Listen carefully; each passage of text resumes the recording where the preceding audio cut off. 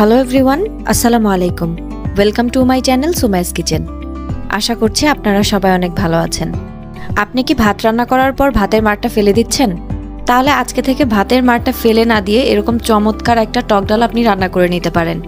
এই টক ডালটা এত বেশি সুস্বাদু হয় যে আপনি যদি এটা একবার ট্রাই করে দেখেন, এরপর থেকে আপনি প্রতিদিন না হোক প্রায় এটা রান্না করে খাবেন।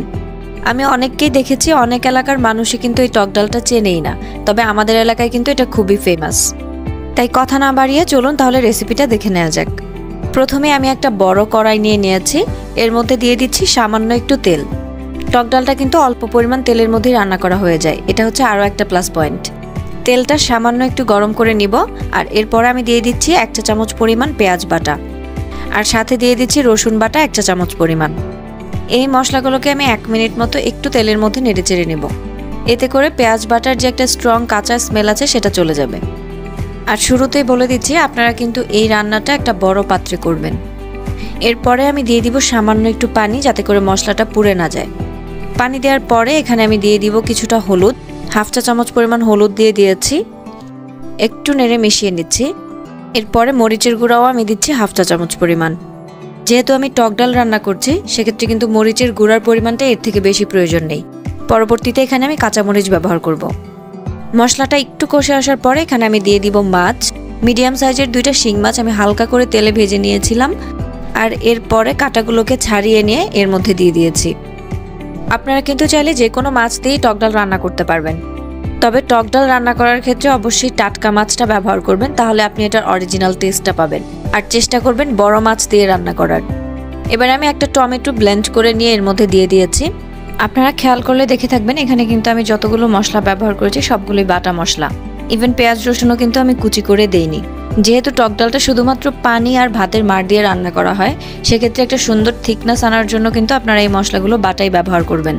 মাঝখানে আমি পরিমাণ মতো লবণ দিয়ে দিয়েছিলাম, আর এরপরে দিয়ে দিয়েছি একটা টমেটো কিউব করে কেটে। একটু নেড়েচেড়ে মিশিয়ে 1 থেকে 1.5 মিনিট পর্যন্ত কষিয়ে নিব, আর কষানো হয়ে গেলে দিয়ে দিচ্ছি পানি।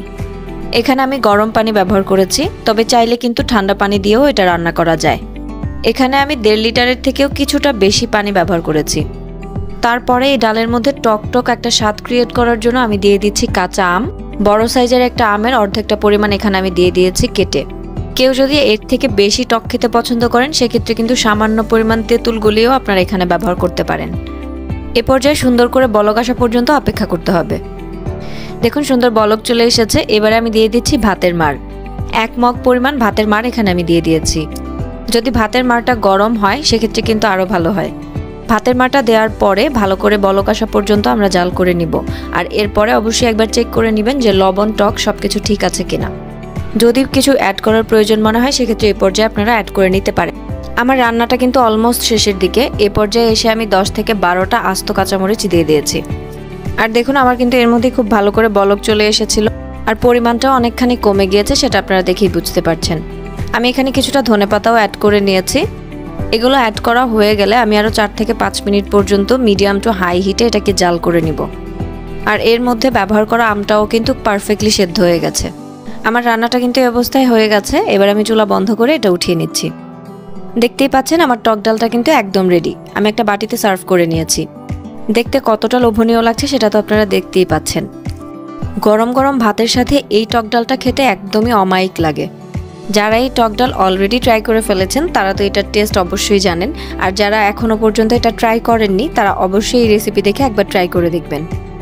যদি আপনি টক জাতীয় খাবার পছন্দ করে থাকেন, তাহলে এই রেসিপি আপনি অবশ্যই পছন্দ করবেন। কে এই রেসিপিটা আজকেই প্রথম দেখেছেন অবশ্যই কমেন্ট সেকশনে জানাবেন, এবং আপনি কোন জেলায় থাকেন সেটাও জানাবেন। আর রেসিপিটা অবশ্যই একবার ট্রাই করবেন। দেখা হবে আবারও নতুন কোনো রেসিপি নিয়ে। আল্লাহ হাফেজ।